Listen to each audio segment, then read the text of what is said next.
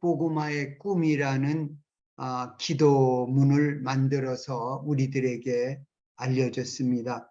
거기 한국에 대한민국에 있는 모든 시, 구는 물론이고 읍면은 물론이고 자연불황마다 마을마다 복음이 전해지고 변화받아서 대한민국이 복음화된 그런 나라를 만들게 해달라는 기도문인데, 그 기도문이 50년도 더 돼서 만들어진 기도문인데, 그 기도문 속에 나오는 이야기가 여러 가지 있습니다. 예수 믿는 나라, 모이는 곳마다 예수 간증으로 넘치는 나라, 여인네들이 우물가에서 물을 기르면서 빨래터에서 빨래하면서 어젯밤 주님 꿈을 내가 꿨는데 간증하는 그런 나라, 국회의원이 모여서 문제 생기면 우리 통성기도 합시다, 그렇게 기도하고 다시 결정하는 나라, 이런 나라가 되고, 그래서 메이드 인 코리아 하면은 사람들이 물어보지도 않고 물건 사는 그런 나라 되게 해달라고 기도문을 제시했습니다. 그 기도를 드리면서 생각해 봤습니다. 아니, 참 꿈도 크다. 아니, 그 당시에 여러분 6.25 전쟁 후에 다 폐허가 된 상황 속에서 대한민국에서 민주주의가 피어난다는 것은 쓰레기통에서 장미꽃 피기를 기대하는 것과 같다라고 세상 사람들이 얘기했던 나라입니다. 그때 가장 유명한 물건은 메이드 인 USA 아니면은 메이드 인 재팬, 이 정도는 돼야 사람들이 물건을 선호했는데, 그런데 메이드 인 코리아를 묻지도 않고 사는 그런 나라, 대한민국이라고 하면은 사람들이 다 신뢰하고 사모하고 바라보고 방문하고 싶은 나라, 그런 나라. 아니, 그때 하루 3끼 먹는 것도 우리의 아픔이었고 고민이었던 그 당시에 이런 기도를 드렸습니다. 참 꿈도 크다.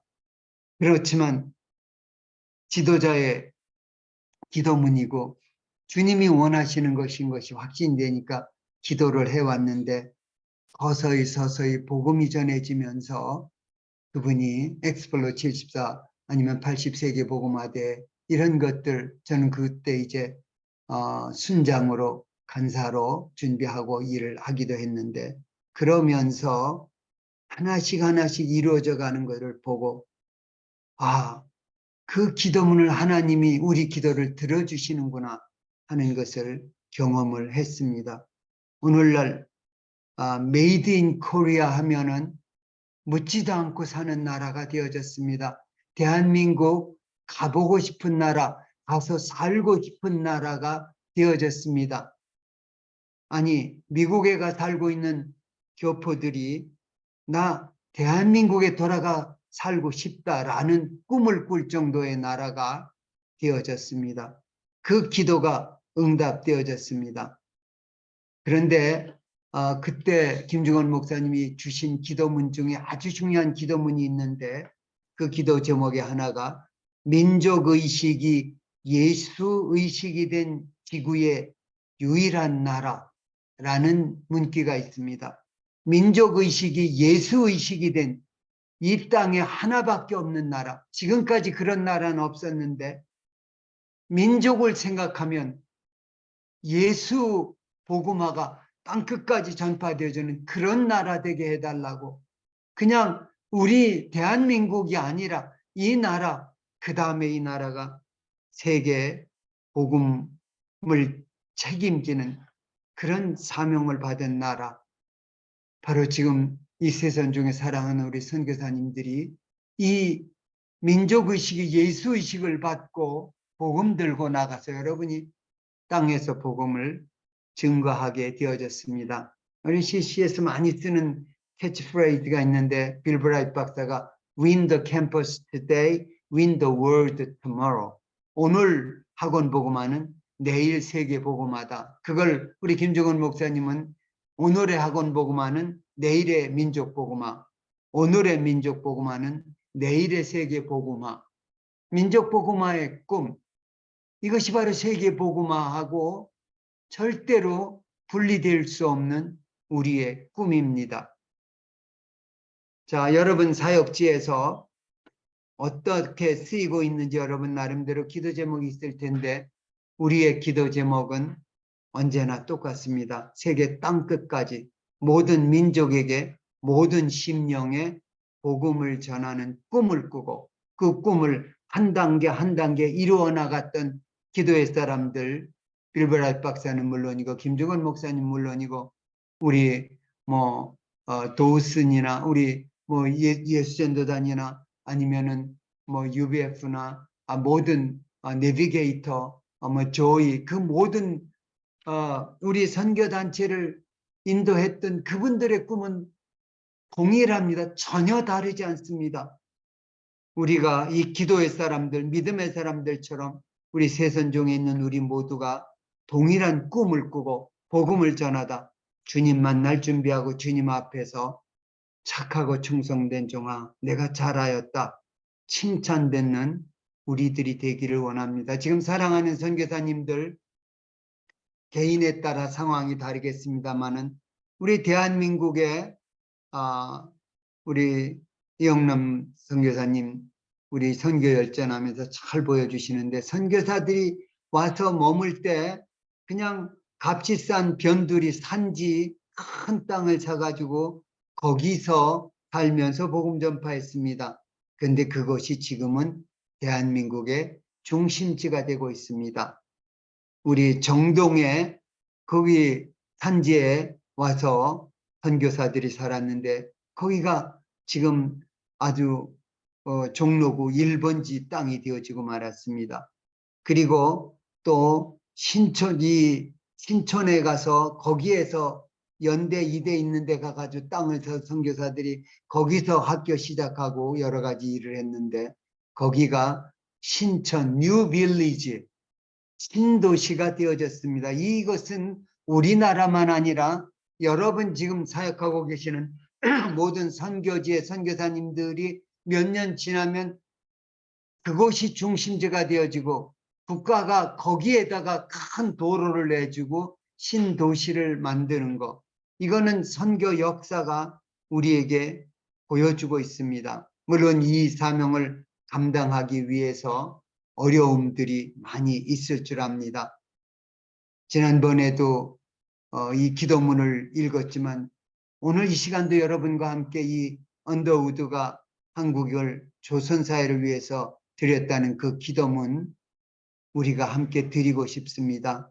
주여 지금은 아무것도 보이지 않습니다. 주님 메마르고 가난한 땅 나무 한 그루 시원하게 자라오르지 못하고 있는 땅에 저희들을 옮겨와 심으셨습니다. 그 넓고 넓은 태평양을 건너왔다는 그 사실이 기적입니다. 주께서 붙잡아 뚝 떨어뜨려 놓으신 듯한 이곳 지금은 아무것도 보이지 않습니다. 보이는 것은 고집스럽게 얼룩진 어둠뿐입니다. 어둠과 가난과 인습에 묶여있는 조선 사람들 뿐입니다. 그들은 왜 묶여있는지도 고통이라는 것도 모르고 있습니다. 고통을 고통인 줄 모르는 자에게 고통을 벗겨주겠다고 하면 의심부터 하고 화부터 냅니다. 조선 남자들의 속셈이 보이지 않습니다. 이 나라 조정의 내심도 보이질 않습니다. 가마를 타고 다니는 여자들을 영영 볼 기회가 없으면 어쩌나 합니다. 조선의 마음이 보이지 않습니다. 그리고 저희가 해야 할 일이 보이질 않습니다. 그러나 주님 순종하겠습니다. 겸손하게 순종할 때 주께서 일을 시작하시고 그 하시는 일을 우리들의 영적인 눈이 볼 수 있는 날이 있을 줄 믿나이다. 믿음은 바라는 것들의 실상이요 보지 못하는 것들의 증거니라고 하신 말씀을 따라 조선의 믿음의 앞날을 볼 수 있게 될 것을 믿습니다. 지금은 우리가 황무지 위에 맨손으로 서 있는 것 같사오나 지금은 우리가 서양 귀신 양귀자라고 손가락질 받고 있사오나 저희들이 우리 영혼과 하나인 것을 깨닫고 하늘나라의 한 백성 한 자녀임을 알고 눈물로 기뻐할 날이 있음을 믿나이다. 지금은 예배드릴 예배당도 없고 학교도 없고 그저 경계에 의심과 멸시와 천대함이 가득한 곳이지만 이것이 머지않아 은총의 땅이 되리라는 것을 믿습니다. 주여 오직 제 믿음을 붙잡아 주소서. 우리 언더우드가 드렸던 이 기도가 얼마나 놀랍게 응답되어졌는지 우리는 압니다. 사랑하는 선교사님들에게 지금 이 시간 주님을 만난다면 하나님이 여러분에게 어떤 질문을 할 것 같습니까? 너 사역 잘했니? 너 재정은 잘 모금하니? 열매는 얼마나 되니? 전도 얼마나 열심히 해? 기도 몇 시간 해? 이거 하나님이 나에게 여러분에게 물어보실 것인가? 아니라고 생각합니다. 어머니 아버지가 아들 딸 만나서 제일 먼저 묻는 물음이 너 돈 얼마 벌었어? 아마 그런 질문하지 않을 겁니다. 어머니 아버지가 너 잘 지내지? 행복하지? 그것이 주님의 질문이라고 생각합니다. 십자가에서 죽으시고 장사지낸 다음에 사흘 만에 부활하신 주님이 사랑하는 제자들, 공포에 떨고 있는 제자들에게 처음 던진 인사말 우리 잘 압니다. 샬롬, 평안하지? 샬롬. 이것이 너 지금 잘 있지? 동일한 인사를 주님이 나와 여러분에게 묻고 있습니다. 우리 선교사님들 평안하시죠? 행복하십니까? 여러분 어떤 사역하느냐? 사역은 둘째입니다. 당연히 사역하지만 그러나 제일 먼저 우리가 물어야 할 질문은 평안합니까? 행복하십니까? 지금 우리 잘 압니다. 예레미야 선지자 말 우린 잘 압니다. 나 여호와가 말하노라. 너희를 향한 나의 생각은 내가 아나니 재앙이 아니라 곧 평안이요 너희 장래에 소망을 주려 하는 생각이라. 너희는 내게 부르짖으라. 와서 내게 기도하면 내가 너희를 들을 것이요 너희가 온 마음으로 나를 구하면 나를 찾을 것이요 나를 만나리라. 이 아침에 우리 하나님 아버지가 하시는 말씀, 우리 하나님 아버지의 음성을 우리 모두가 듣기를 원합니다. 간절히 기도하면 반드시 들어주시고 만나주신다고 약속하셨습니다. 할렐루야. 여러분 지금 어떤 어려움이 있습니까? 문제 없는 사람은 이 세상에 한 사람도 없다. 우리가 잘 알고 있는 말씀입니다. 문제 없는 사람이 있다면 공동묘지에 누워있는 사람이다. 문제 있다는 이야기는 내가 여러분이 살아있다는 의미라는 거 얼마나 많이 들었습니까? 그래서 주님은 사도 바울을 통해서 예레미야가 전한 말하고 동일한 이야기를 합니다. 항상 기뻐하라. 쉬지 말고 기도하라. 범사에 감사하라. 이것이 그리스도 예수 안에서 너희를 향하신 하나님의 뜻이니라. 다시 부탁드립니다. 사역 어떻게 하느냐? 열매가 얼마나 있느냐? 그거 첫 번째 문제 아닙니다. 몇 명 전도했느냐? 기도 몇 시간 하느냐? 그거보다 더 중요한 거 있습니다. 여러분 기뻐하십니까? 감사가 넘쳐나십니까? 기도의 결론도 아무것도 염려하지 말고 오직 모든 일에 기도와 간구로 감사함으로 하나님께 아뢰면 그리하면 모든 지각에 뛰어나신 하나님의 평강이 그리스도 예수 안에서 너희 마음과 생각을 지켜주신다고 약속하셨습니다. 주님 품 안에서 안식하는 것, 이게 사역, 성공적인 사역의 비결입니다. 사역은 열매입니다. 가지가 포도나무에 붙어 있으면 열매는 절로 열매를 맺습니다. 열매 맺으려고 노력하지 않는데 열매가 주렁주렁 열리는 그런 사랑하는 우리 선교사님들의 사역제가 되기를 주님의 이름으로 간절히 기도드립니다. 주님이 우리에게 우리 사역 어려움 있고 문제 있을 때 절대로 낙심하거나 포기하지 말기 바랍니다. 하영조 목사님이 하셨던 말씀이 기억납니다. 사람들은 사용자가 하면 모든 일이 다 성공한다고 생각하는데 아니다. 나도 여러 번 실패했다. 일을 추진하다 잘못된 것도 아주 많다. 그러면 그때 고치고 다른 일 다시 시작하고 계속 그러면서 지금까지 왔다라는 이 고백을 제가 직접 우리 하 목사님한테 들었습니다. 하나님의 뜻을 절대로 오해하지 말아야 합니다. 하나님이 우리 여러분 선교사님들에게 원하는 제일 첫 번째 원하는 건 여러분 기뻐하는 겁니다. 감사하는 겁니다. 평안한 겁니다. 행복한 겁니다. 그러면서 주님이 맡기신 일을 한 번에 다 하려고 하지 마시기 바랍니다. 한 번에 하나씩 하나씩 해 나가는 겁니다. 성자들에게 하나님이 우리 믿는 자들에게 주는 특권이 있습니다. 기본으로 돌아가기를 부탁드립니다. 예수 믿을 때 일어나는 일이 있습니다. 제일 첫 번째 일은 예수 믿으면, 예수님을 나의 주님으로 모시면 하나님은 우리 아버지가 되고 우리는 하나님의 아들, 딸이 된다는 것. 그리고 우리를 부르는 명칭이, 신분이 달라집니다. 우리 부르는 명칭이 바로 우리를 사망에서 생명으로, 지옥에서 천국으로 옮겨놓고, 하나님이 성경에서 우리 부르는 명칭이 뭔지 아세요?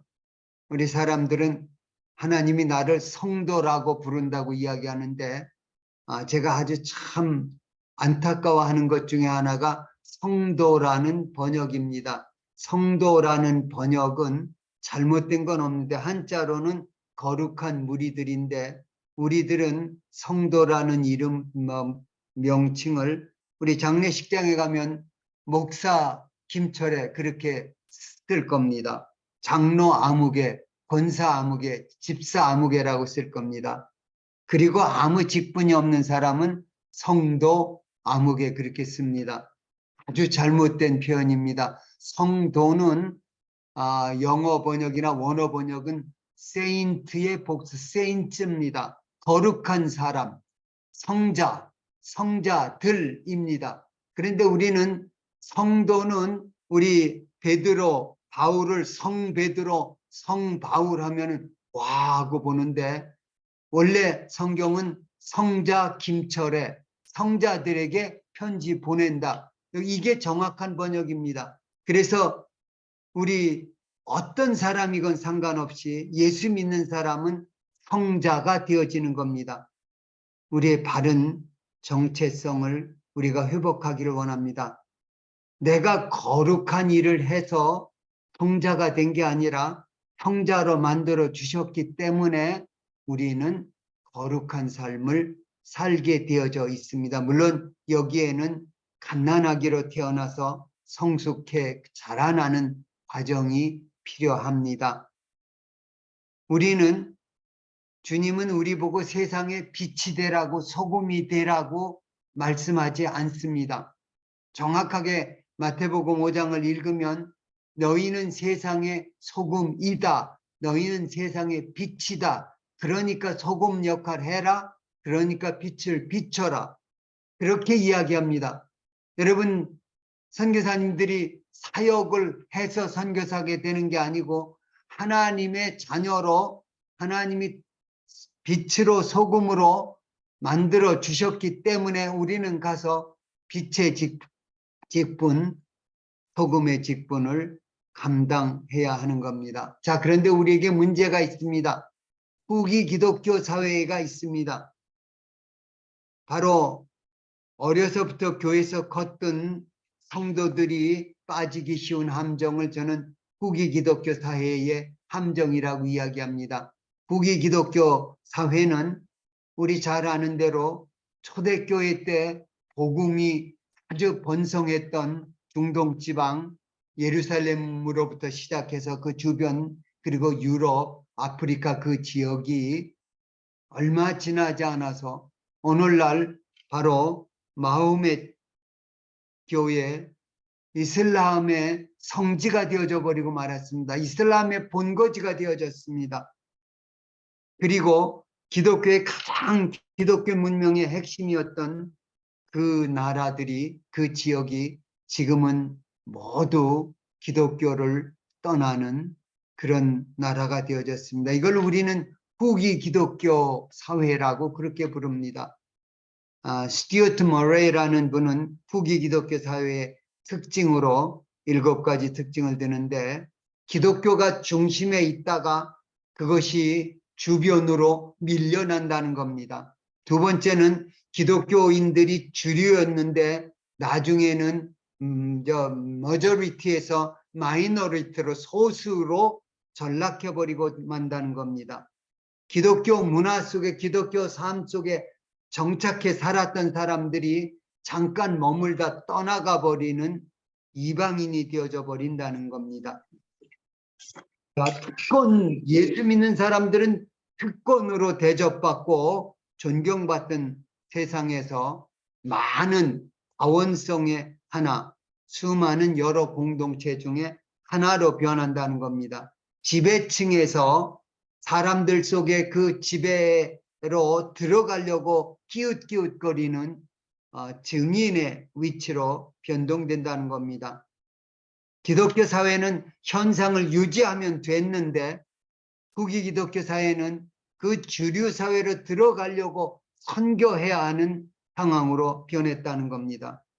기독교가 기관으로 튼튼히 서 있는데 그냥 일시적인 무브먼트 운동으로 끝나버리는 사회가 되어져 버렸다는 겁니다. 성경 공부하던 사회에서 전도하는 사회로 전락되어졌다는 이야기입니다.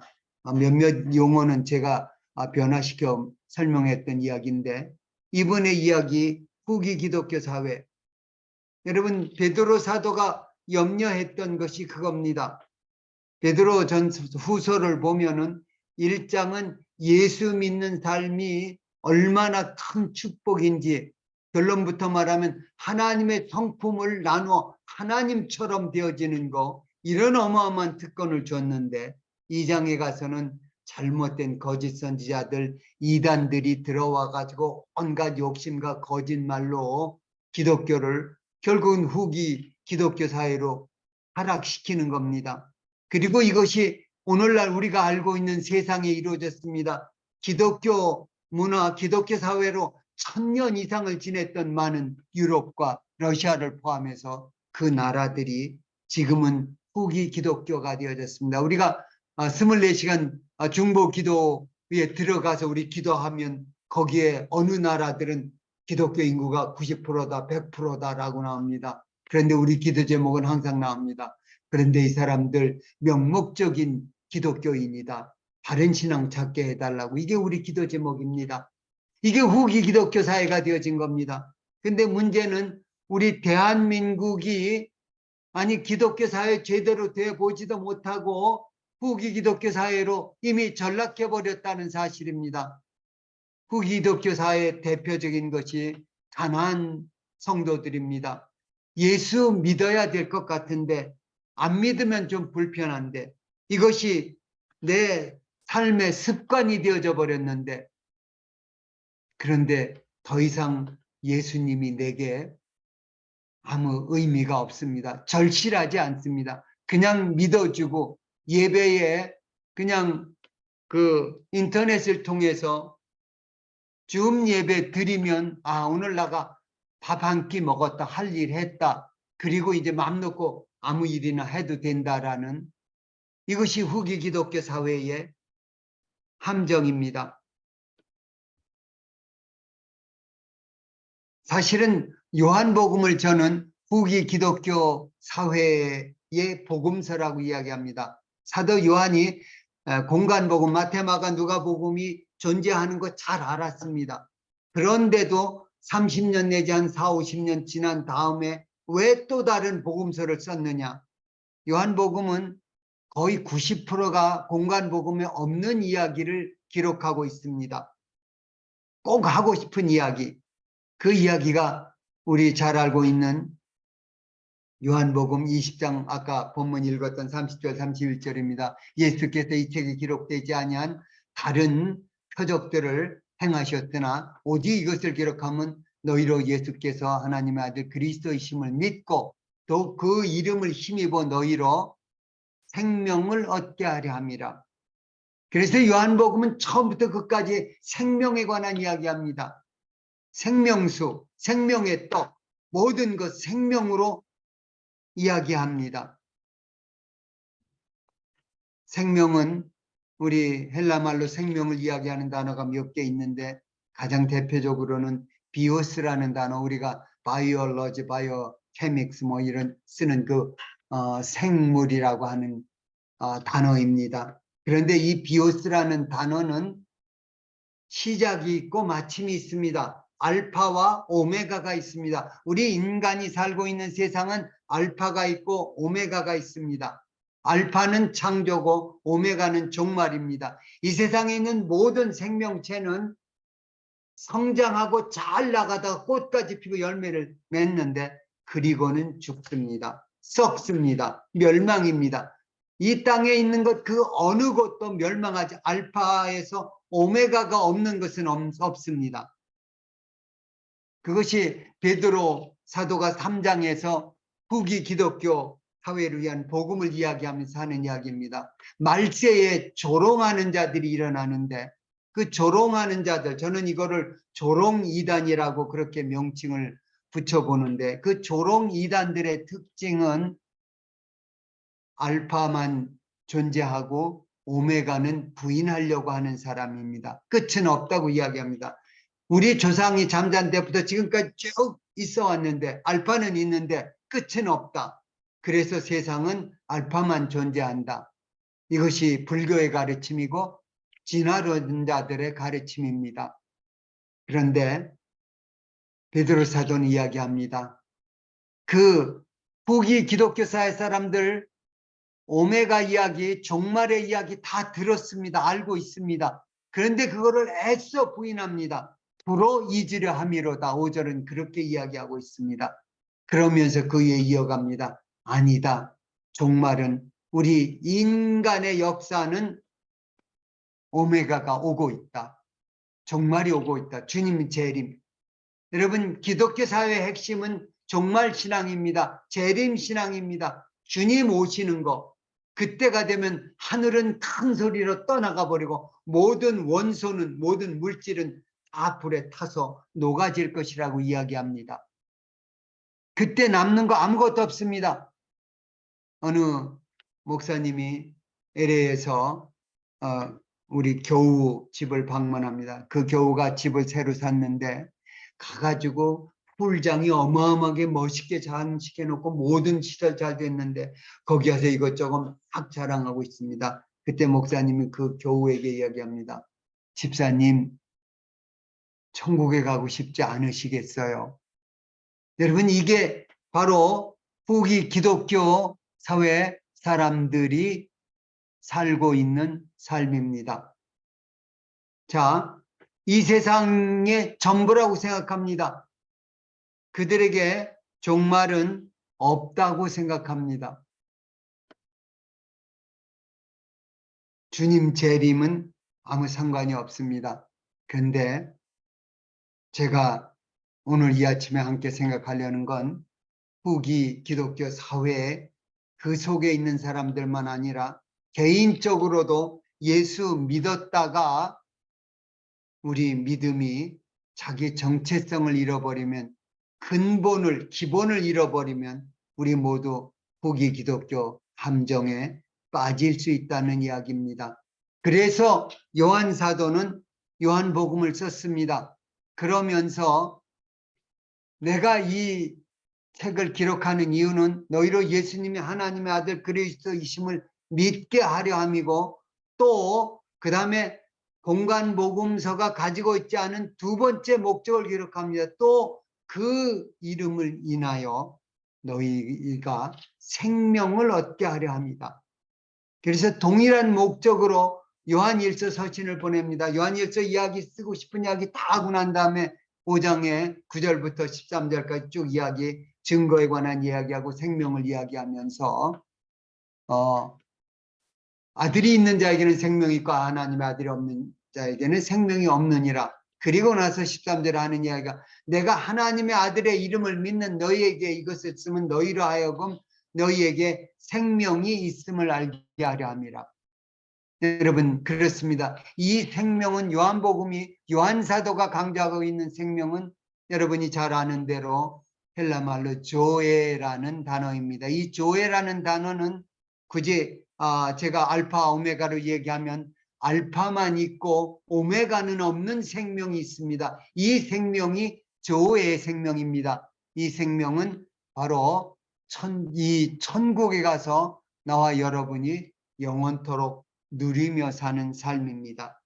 이 삶을 나는 가지고 있는가? 이제 우리 선교사님들이 복음 증거합니다. 열심히 증거해야 됩니다. 그런데 열심히 증거하고 나서 해야 할 일이 있습니다. 우리 성경을 보면 신약 성경의 사도들이 예수님까지도 포함해서 전도하고 나서 그 다음에 마지막으로 해야 할 일이 있는데 그것은 순전한 복음을 지켜나가는 겁니다. 복음 붙잡고 사는 겁니다. 주님이 말씀하십니다. 내가 떠나면 수많은 사도 바울도 에베소 교인들에게 이야기했는데 내가 떠난 다음에 그 이리들이 와서 양떼를 흩어놓을 것이고 거짓 선지자들이 너희를 판치게 될 텐데 깨어서 정신 차리고 있으라고 주님도 말씀하시고 그래서 바울 사도도 마지막에 보면 이단을 경고합니다. 베드로 사도도 후서에서 이단을 경고합니다. 유다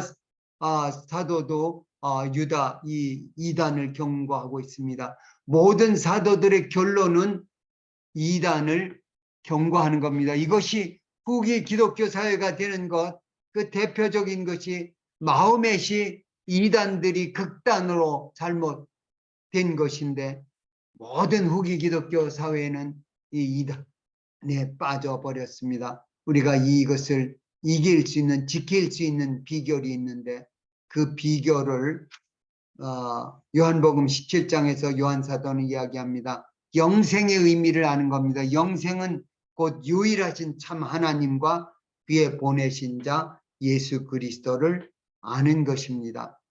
오늘 아침에 후기 기독교 사회, 우리 대한민국은 기독교 사회의 진수를 맛보지도 못한 채 후기 기독교 사회에 빠져버리고 말았는데 그런데 해답이 있습니다.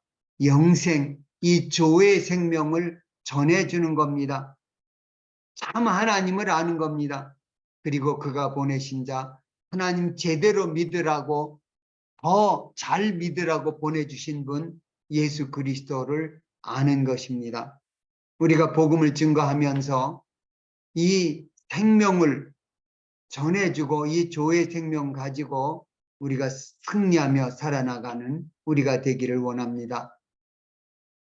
베드로 사도는 베드로후서 3장 10절에서 12절에 그 후기 기독교 사회를 극복하는 복음을 이야기합니다. 그러나 주의 날이 도둑같이 오리니 그날에는 하늘이 큰 소리로 떠나가고 물질이 뜨거운 불에 풀어지고 땅과 그 중에 있는 모든 일이 드러나리로다. 이 모든 것이 이렇게 풀어지리니 너희가 어떤 사람이 되어야 마땅하냐? 거룩한 행실과 경건함으로 하나님의 날이 임하기를 바라보고 간절히 사모하라. 여러분, 주의 재림을 사모하는 그날 오메가를 바라보고 사는 이것이 우리 믿음의 승리의 비결입니다. 우리는 다니엘과 그 친구들의 믿음을 압니다. 다니엘과 친구들이 바벨론의 포로로 잡혀갔을 때 그들은 오늘 식으로 표현하면 기독교 사회 속에서 살던 사람이 바벨론의 포로로 끌려가면서 기독교를 적대하는 후기 기독교 사회 속으로 전락했습니다. 근데 그들은 그 믿음의 본질을 포기하지 않았습니다. 거기 가서 훈련받는 처음 시작부터 구별된 삶을 살았습니다. 잘 아는 대로 다니엘과 그 세 친구들이 담대하게 믿음을 붙잡고 살았던 비결은 유일하신 참 하나님을 알았기 때문입니다. 우리는 풀무불 앞에서 그 느부갓네살이 사드락 메삭 아벳느고를 놓고 이제라도 너희가 준비하였다가 나팔과 여러 가지 신상, 내가 만든 신상 앞에 엎드려 절하면 좋거니와 너희가 만일 절하지 아니하면 즉시 너희를 맹렬히 타는 풀무불 가운데 던져 넣을 것이니 능히 너희를 손에서 건져낼 신이 누구에게 있느냐? 이 질문에 대한 답, 우리 하나님이다 라고 세 사람은 대답합니다. 나라면 어떻게 대답할까 고민이 됩니다. 자, 나도 할 만큼 했다. 이제 얼만큼 내가 했는데 이제 한 번만 절하고 엎드려 절하면 그 다음부터 또 믿음 지켜나가면 되지. 여러 생각했을 겁니다. 그런데 우리는 그들의 대답을 잘 압니다. 대답하여 이르되 느부갓네살이여 우리가 이 일에 대하여 왕에게 대답할 필요가 없나이다. 왕이여 우리가 섬기는 하나님이 계시다면 우리를 맹렬히 타는 풀무불 가운데에서 능히 건져내시겠고 왕의 손에서도 건져내시리이다. 그렇게 하지 아니하실지라도 왕이여 우리가 왕의 신들을 섬기지도 아니하고 왕이 세우신 금신상에게 절하지도 아니할 줄을 아옵소서. 그 결과를 우리는 압니다. 이 세상은 우리가 잠깐 살다 사라집니다. 알파가 있고 오메가가 있는 것이 이 세상입니다. 근데 하나님은 이 비오스의 삶을 우리에게서 조회의 삶으로 바꿔주십니다. 예수님이 조회의 삶 자체인데 그 예수를 가진 사람들, 조회의 삶, 알파만 있고 오메가는 없는 영원한 삶을 천국에서 영원토록 누리며 살 것입니다. 우리가 가지고 있는 성경책 마지막이 어떻게 끝나는지 우리가 한번 읽어보고 말씀을 맺겠습니다. 이것들을 증언하시니가 이르시되 내가 진실로 속히 오리라 하시거늘 아멘. 주 예수여 오시옵소서. 주 예수의 은혜가 모든 자들에게 있을지어다. 아멘. 그렇습니다. 예수 믿는 사람들은 후기 기독교 사회가 오든 말든 코로나 때문에 우리 한국 사회는 더 빨리 후기 기독교 사회 속으로 빠져갔습니다. 그럴지라도 우리는 다시 오실 주님 바라보고 이 영생의 조회의 생명의 복음을 증거하면서 주님께 칭찬 듣는 나와 여러분 되기를 예수님 이름으로 축원합니다. 하나님 아버지 고맙습니다. 감사합니다. 우리에게 영원한 생명, 이 세상의 알파와 썩어지고 멸망으로 죽음으로 끝나버리는 이 생의 비오스 삶이 아니라 영원히 하나님만 가지고 있는 조회의 생명을, 영생을 우리에게 주신 주님, 이 영생의 복음을 우리가 가지고 있사오니 아버지 이 복음을 가지고 땅끝까지 전파하고 하나님 나라 세우는 일에 쓰임받는 착하고 충성된 종들로 사랑하는 우리 새순종 식구들을 세워주시고 영광받아 주시옵소서. 예수님 이름으로 기도합니다. 아멘.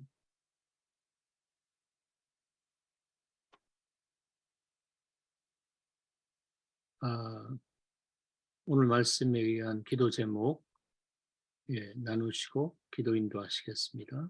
네, 오늘도 귀한 말씀 또 하나님께서 우리에게 도전해 주셨습니다. 이 말씀 붙들고 우리가 기도하기를 소원합니다. 주님, 우리가 성경에 대하여 잘 알고 기억하는 것에서 예수님을 우리의 주인으로 믿고 생명의 말씀을 전하여 열방을 구원하는 일이 우리 세대에 이루어지고자 적극적인 전도자의 삶을 살게 하소서. 민족의 가슴마다 피 묻은 그리스도를 전하여 예수 믿은 나라, 예수 간증으로 넘치는 나라, 국회의원들이 모여서 문제 생기면 통성기도하는 나라, 메이드 인 코리아이면 신뢰하는 사는 나라, 대한민국 나라 되게 하시니 감사합니다. 세계복음화가 되도록 정직하고 거룩한 선교사님들이 되어 그리스도의 영광을 흘러보내게 하여 주옵소서. 주님, 문제가 있다는 것은 살아있다는 것을 기억하고 항상 기뻐하고 쉬지 않고 기도하며 범사에 감사하여 주님이 주신 평안이 임할 때까지 주의 마음과 주의 사랑으로 채워 주의 거룩한 삶을 살면서 겸손으로 허리를 동이고 다른 사람을 나보다 낮게 여기며 세계복음화에 충성하게 하여 주옵소서. 주님, 언더우드 선교사 기도드렸던 불가능해 보이던 기도가 성취되었음을 믿습니다. 간절히 기도드리면 만나주시고 응답하실 부활하신 예수님의 제자들에게 먼저 샬롬 평안을 물으셨던 것을 기억합니다. 사역과 사역의 열매, 영혼 구원도 중요하지만 기쁨과 감사, 평안 가운데 주님과 깊이 동행하면서 주님이 맡기신 일들을 하나하나 해갈 때 자연스럽게 열매를 맺게 됨을 깨닫게 하여 주옵소서. 주님, 우리에게 세상의 빛 소금이 되라고 하지 않으셨고 우리가 세상의 빛이고 소금이라고 하셨습니다. 세상의 빛과 소금이 되는 것이 우리의 몫이 아니라 세상에서 빛과 소금의 정체성을 드러내는 것임을 깨닫게 하시니 감사합니다. 내가 거룩한 일을 해서 거룩한 것이 되는 것이 아니라 주님께서 거룩하게 하심으로 거룩해지는 것임을 기억하게 하셔서 사역보다 주님 안에 머무는 예수 생명, 예수 사랑 전파하게 해달라고 오늘 주신 7가지의 기도의 제목을 붙들고 또 우리가 기도해야 될 수많은 기도의 제목들, 중보의 기도의 제목들, 2차 우리 세계 선교사 중보기도의 선교대회를 위하여서 우리 강사님들을 위하여서 또 이번 교회를 통하여 한국 교회와 함께하는 놀라운 기도의 열방으로 나아가는 공동체가 되어질 수 있도록 이 시간 다 같이 마이크 함께 여시고 끝까지 함께 하는